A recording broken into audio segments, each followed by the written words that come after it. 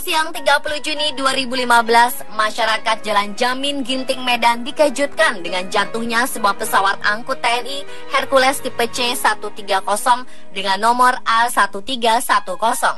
Pesawat raksasa ini menimpa kompleks ruko tidak jauh dari Simpang Perumnas Simalingkar. Kecelakaan tragis ini menewaskan 122 orang penumpang dan kru pesawat serta 7 orang penduduk yang tertimpa pesawat. Inilah kisah korban tragedi pesawat Hercules yang jatuh di Medan.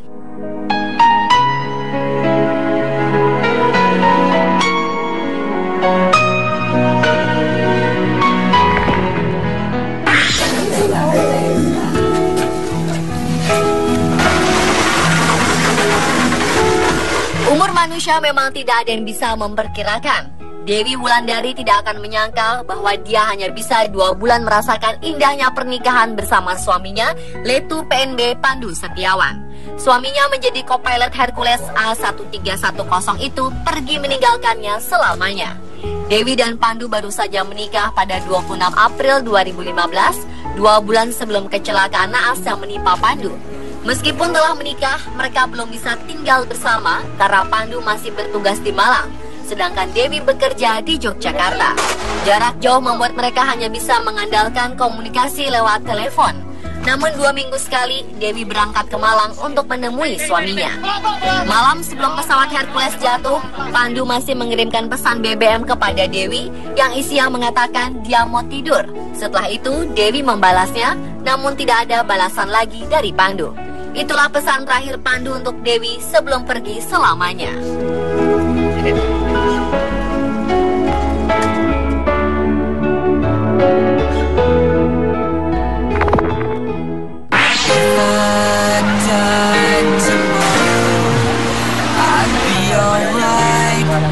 Jatuh di daerah pemukiman membuat penduduk di sekitar juga terkena imbas kecelakaan Hercules A1310.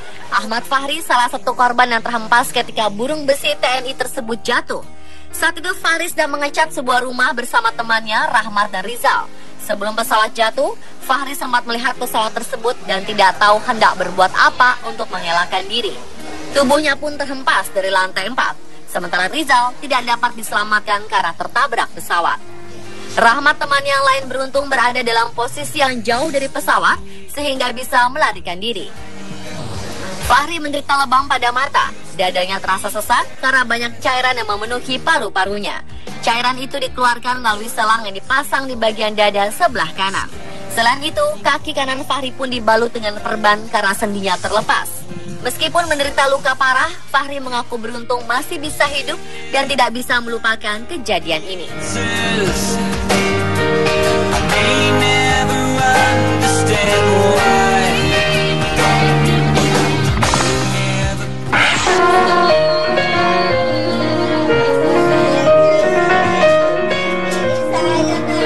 Semua menjadi gelap bagi Koptu Indra Putra ketika kabar tentang jatuhnya pesawat Hercules C-130 bernomor A1310 sampai ke telinganya. Di sana ada sang istri Arisanti dan kedua anaknya Syahrul Mufid dan Nahya Syifa. Begitu mendengar berita kecelakaan tersebut, dia langsung berangkat dengan pesawat paling cepat menuju Medan untuk mengidentifikasi anggota keluarganya.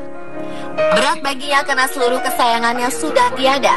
Namun dia mengaku melakukan kontak batin dengan ketiganya sehingga ketiga keluarga berhasil dengan cepat diidentifikasi. Di antara ratusan peti jenazah, Indra mendengar ada yang memanggilnya. Dia pun menuju ke jenazah yang tepat berada di pintu. Ketika dia mendekat dan melihat wajah korban, dia mengenali rambut dan gingsul anaknya. Dia pun mengenali handphone dan baju korban. Setelah mengidentifikasi putra pertamanya, Indra berjalan lagi dan menemukan jasad sang istri dari aroma khas yang sudah lama dikenalnya. Meskipun tegar, Indra tak kuasa menahan tangisnya. Masih dengan perasaan yang campur aduk, dia mencari anak bungsunya. Dengan berzikir, Indra mendengar ada yang memanggilnya dan akhirnya menemukan Nahya, putri bungsunya. Ketiga jenazah yang teridentifikasi itu langsung dibawa ke Lanut Suwondo Medan untuk diterbangkan ke Pekanbaru. Ketiga anggota keluarga dari Koptu Indra ini rencananya hendak berlibur ke Riau. Namun manusia hanya bisa berencana, Tuhanlah yang menentukan. Ketiganya dipanggil Tuhan dan tidak sempat menikmati liburan.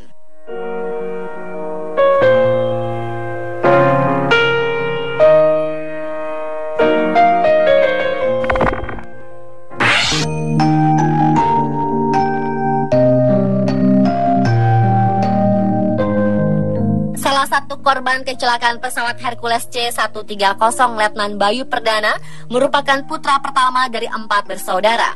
Anak kebanggaan orang tua ini baru saja menikah 8 bulan yang lalu dan meninggalkan istri yang tengah hamil 7 bulan. Sang istri Selvi hanya bisa menangis melihat pemakaman suami tercintanya yang tidak bisa mendampinginya lagi hingga bersalin nanti.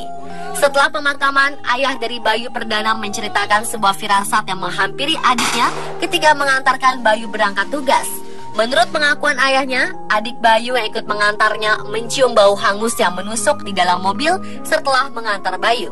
Sang ayah yang tidak mencium bau tersebut memeriksa keadaan mobil dan tidak ada yang bermasalah di luar maupun di dalam mobil. Ternyata itu merupakan pertanda bahwa Bayu akan mengalami kecelakaan dan meninggalkan mereka selamanya.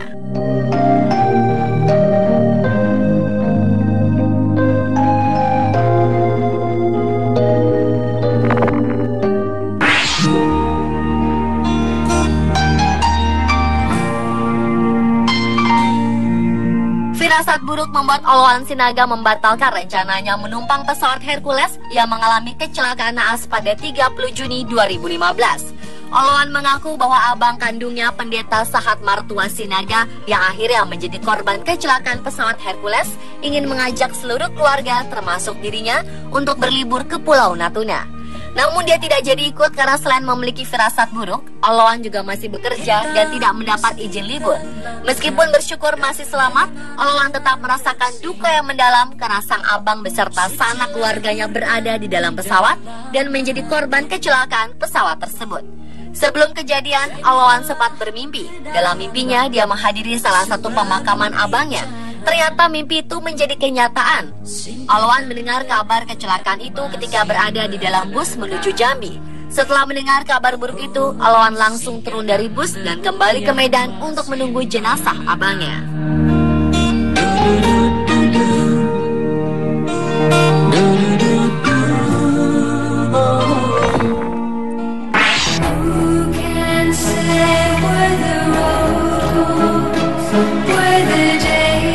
Anggota TNI dilatih untuk selalu tegar dalam menghadapi masalah apapun. Inilah yang diusahakan Serda Sahata Sihombing ketika melangkah menuju ruang jenazah Rumah Sakit Umum Pusat Adam Malik Medan.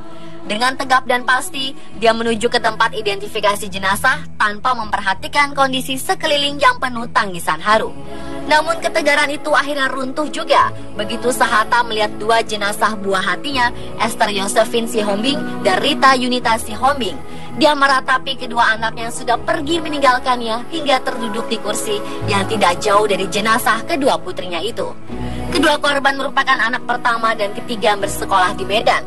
Sahata sendiri bertugas di wilayah Natuna, Kepulauan Riau. Kedua putrinya ini ingin pulang menghabiskan liburan bersama kedua orang tua dan saudara mereka yang lain. Dia pun menunjukkan foto terakhir kedua putrinya yang diambil pada saat pernikahan saudara iparnya.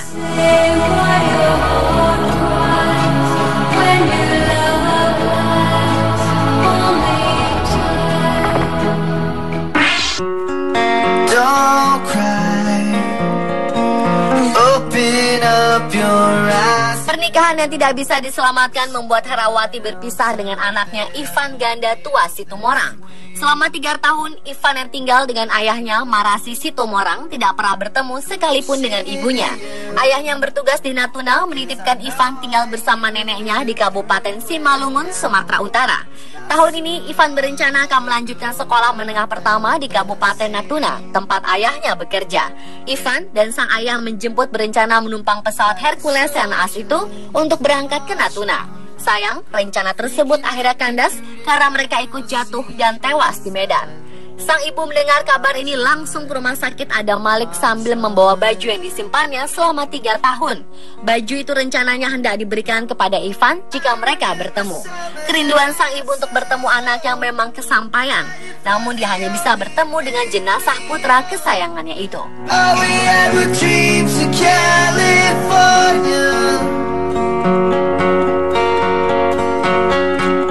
Pemirsa, itulah 7 kisah korban tragedi Hercules yang jatuh di Jalan Jamin Ginting Medan.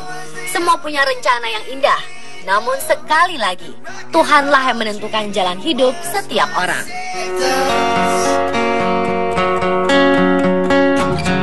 Like soldiers march on. If we can make it through tonight, we'll see the sun.